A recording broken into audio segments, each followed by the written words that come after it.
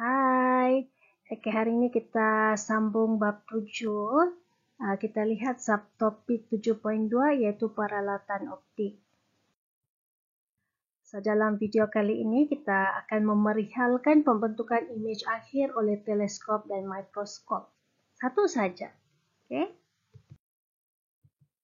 Jadi pertama sekali kita lihat peralatan optik. Peralatan optik ini merupakan peralatan yang membantu kita mengatasi keterbatasan penglihatan kita. Okey, dia membantu penglihatan lah kan.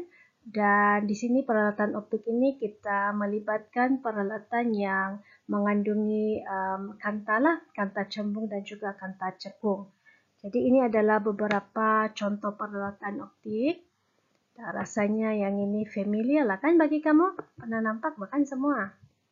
Okey. Ini adalah contoh-contoh peralatan optik lah. Yang ini kamu ada ini. Okey. Tapi dalam video kali ini kita cuma akan tumpukan kepada dua sahaja peralatan optik, iaitu mikroskop dan juga teleskop. Okey, dua ini saja. Jadi mikroskop ini dia merupakan peralatan yang membantu kita melihat objek yang seni. Yang kecil betul kita boleh nampak. Contohnya mikroorganisma. Okey, manakala teleskop pula membantu kita untuk melihat objek yang jauh. Contohnya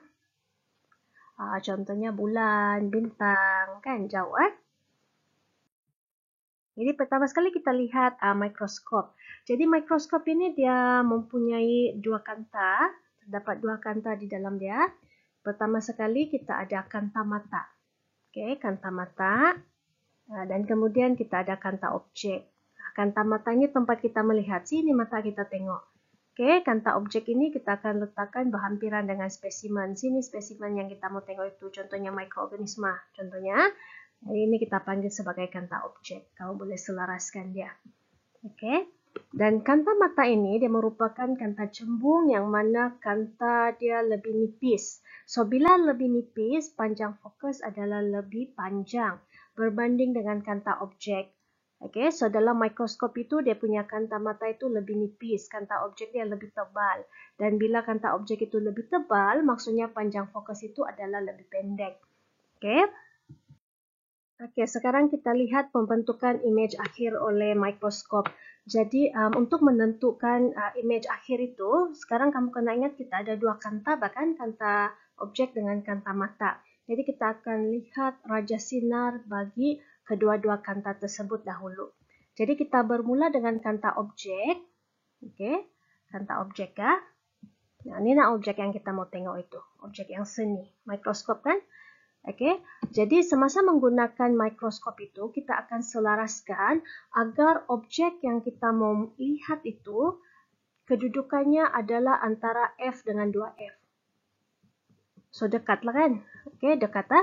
So, sebelum ni kamu sudah pernah lukis raja sinar tu kan? Masih ingat lagi?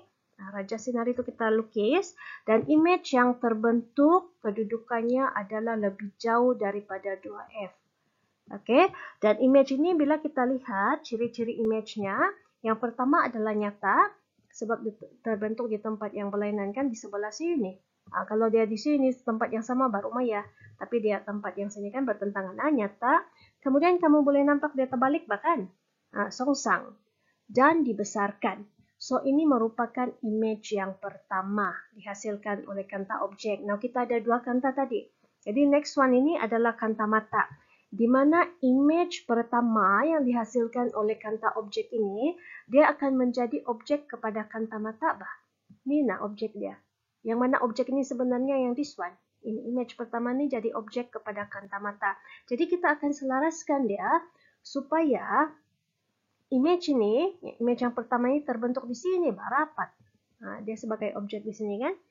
Jadi dia rapat, yaitu objek itu di antara F dengan O. O itu pusat optik. Okay, pusat optik bagi kanta mata. So, dekatlah kan.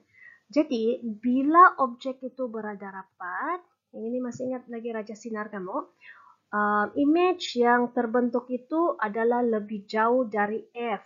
Tapi F di mana? F tempat yang sama dengan objek. Okay. Jadi, kita boleh cakap ciri-ciri image yang terhasil ini adalah maya. Maya kan tempat yang sama dengan objek. Okay. And then dia tegak. Kenapa kita cakap tegak? Terbalik ini kamu bilang, habis kita bandingkan dengan objek dia yang asal. Objek asal dia begini kan. Dia punya kepala itu di bawah kan. Image dia yang terbentuk pun kepala di bawah. So dia tegaklah itu. Dan dibesarkan. Okay. So yang ini ciri-ciri image yang dibentuk oleh kantamata. Inilah image akhir oleh mikroskop. Yaitu bila kita gabungkan kedua-dua raja sinar ini kan. Kita dapat ini baik. Okay, kita dapat this one. So sini kita ada kanta objek. Ini objek yang kita mau lihat tuh kan. Nah, contohnya sampel mikroorganisma kita taruh di sini. Jadi kanta objek akan menghasilkan image yang pertama, this one. Okay, di mana image pertama itu dia mestilah bersifat nyata. Mesti nyata, tidak boleh maya. Nanti kalau maya, di sini dia mana lagi kantamata kamu boleh buat image yang seterusnya.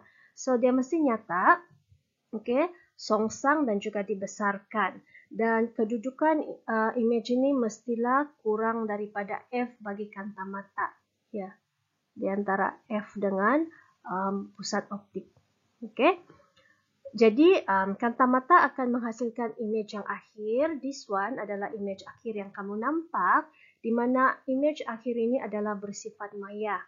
Okay, maya, tegak dan dibesarkan. So sini kamu nampak yang ini. Ini kamu tidak nampak ini. Okay, kamu akan nampak yang ini. So itu adalah pembentukan image akhir oleh mikroskop.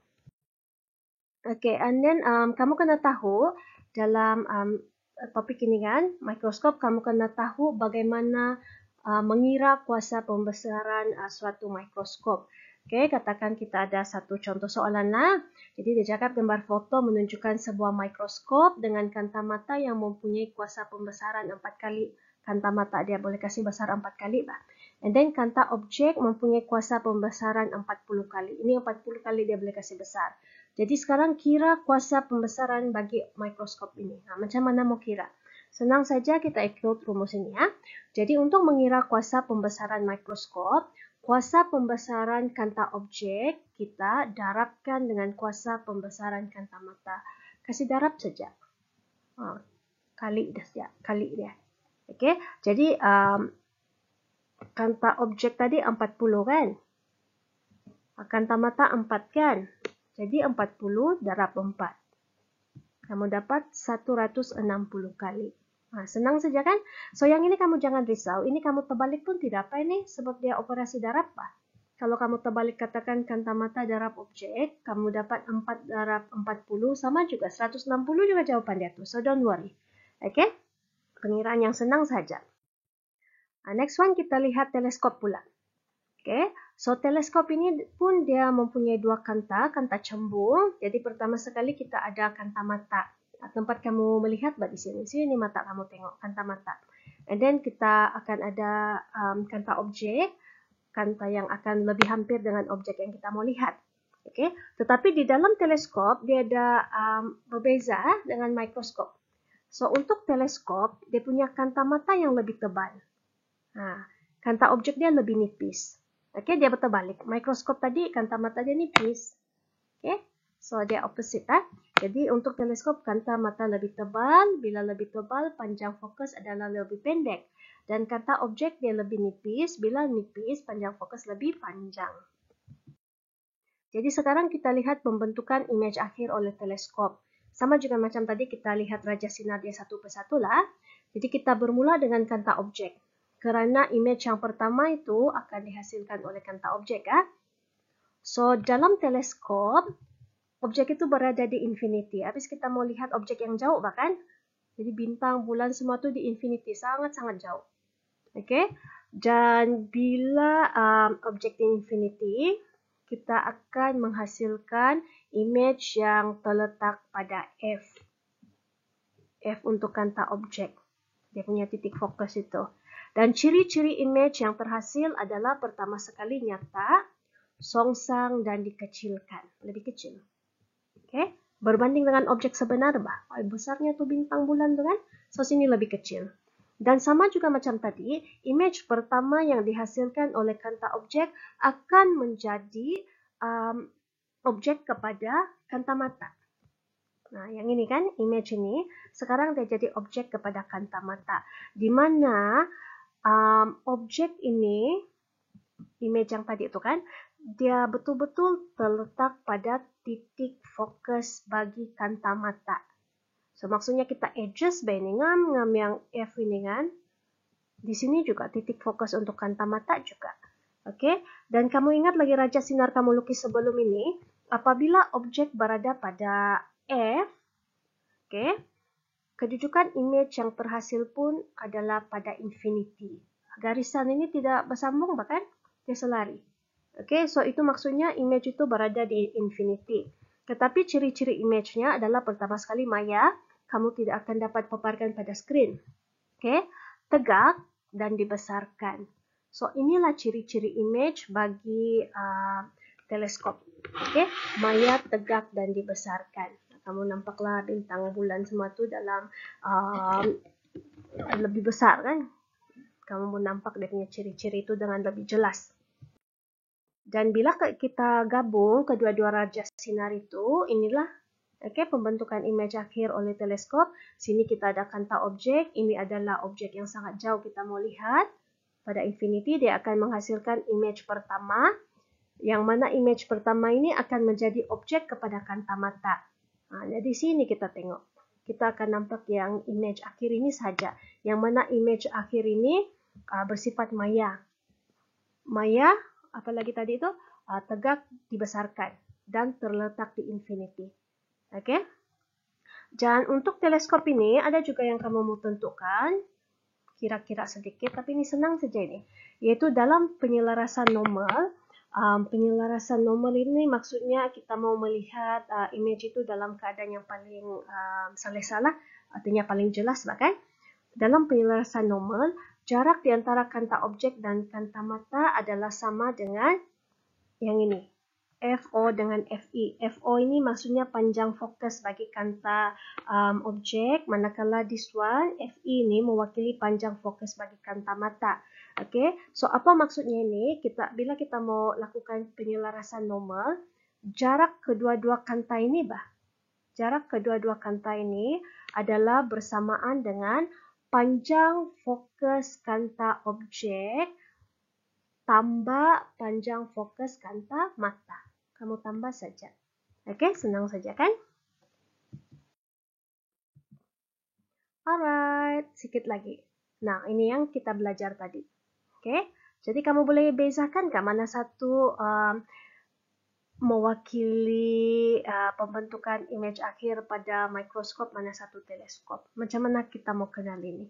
Oke, yang atas ini mikroskop, di bawah ini teleskop. So, ada beberapa cara kamu mau kenal lah. Pertama sekali kamu boleh lihat objek. Objek yang kita mau lihat itu. Kalau mikroskop, objeknya kamu boleh nampak sini, bah. Objek dia itu dekat. Oke, di sini kan? Tapi kalau teleskop, objek dia itu jauh. Jauh begitu. Alright. And then second one, kamu boleh lihat image yang akhir lah. Image yang akhir. Di sini image akhir dia. Oke. Tapi dua-dua pun maya juga kan. Tapi kalau teleskop, image akhir dia itu terletak pada infinity. Kamu dapati garisan ini tidak akan bertemu. Alright. So, cikgu harap kamu faham. Kalau tidak faham, kamu ulang-ulang lah video ini sampai kamu faham. Okay. Alright, you guys. Thank you very much. Please take care. Okay, bye.